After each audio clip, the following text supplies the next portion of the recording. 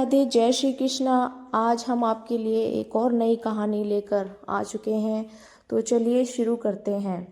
भाग्य का लिखा कभी नहीं मिटता। गांव के बाहर पीपल के पुराने पेड़ के नीचे बैठा था पंडित हरिदत्त। आज कुछ ज़्यादा ही गंभीर था। सामने बैठी गर्भवती स्त्री की आंखों में डर था और उसके पति के चेहरे पर बेचैनी।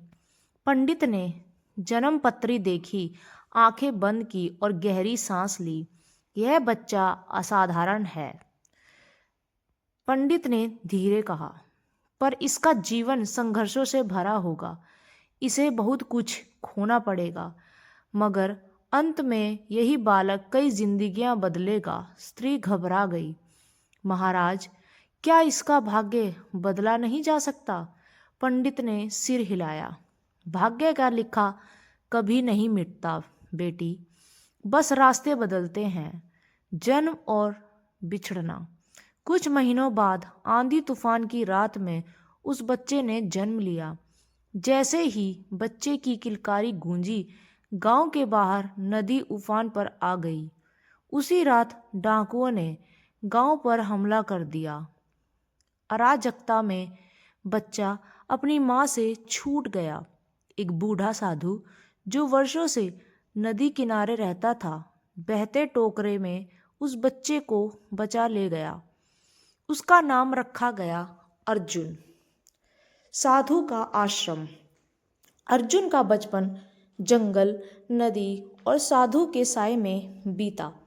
साधु उसे अक्सर कहता, तू सोचता है तू अनाथ है, पर सच यह है कि तुझे भाग्य ने चुना है।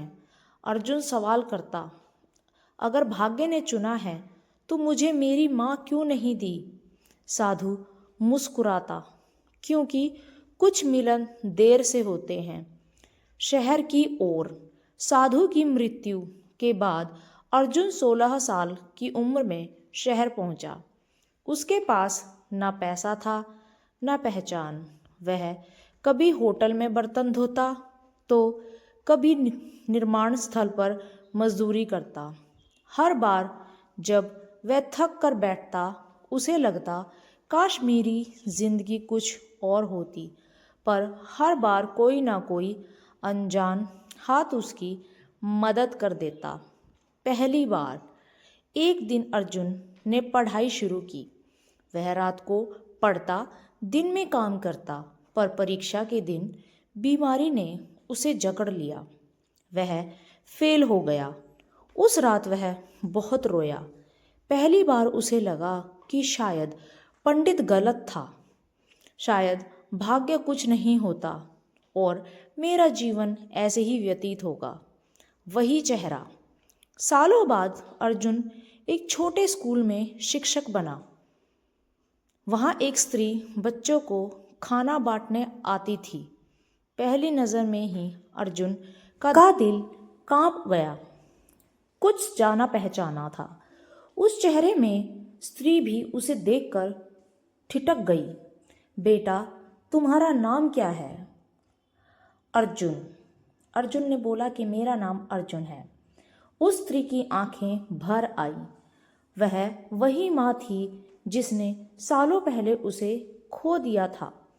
सच का सामना।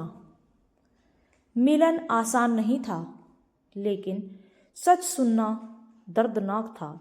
माँ ने बताया, मैंने तुझे हर मंदिर, हर दरगाह में ढूंढा, पर तू मुझे कहीं नहीं मिला।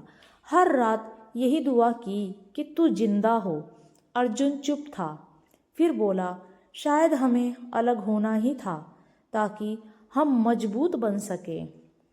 असली परीक्षा। कुछ सालों बाद उसी गांव में बाढ़ आई जहां अर्जुन का जन्म हुआ था। लोग फंसे हुए थे। अर्जुन ने बिना सोचे मदद करनी शुरू कर दी। बच्चों को कंधे पर उठाया, बूढ़ों को सुरक्षित जगह पहुंचाया। मीडिया ने उसे हीरो कहा। सरकार ने उसे एक बहुत ही सम्मान दिया। व्रत पूरा हुआ। उसी पीपल के पेड़ के नीचे वही पंडित हरिदत्त का बेटा बैठा था। उसने अर्जुन की कुंडली देखी और कहा, जैसा लिखा था वैसा ही हुआ। अर्जुन मुस्कुराया। अब वह समझ चुका था, भाग्य दर्द देता है, भाग्य छीनता है, पर अंत में वही देता है जो तुम्हें बनना होता है। अंतिम पंक्तियाँ। अर्जुन ने पीपल के पेड़ को प्रणाम किया और धीमे से कहा, अब मान गया हूँ कि भाग्य का लिखा कभी नहीं मिटता, बस हमें उस तक पहुँचने की हिम्मत रखनी होती है। तो यह थी हमारी आज की कहानी। हमारी कहानी आपको थोड़ी सी भी अच्छी लगी हो तो चैनल को सब्सक्राइब, वीडियो को लाइक शेयर ज़रूर करें। मिलते हैं एक और नई कहानी में, तब तक के लिए राधे राधे, जय श्री कृष्णा।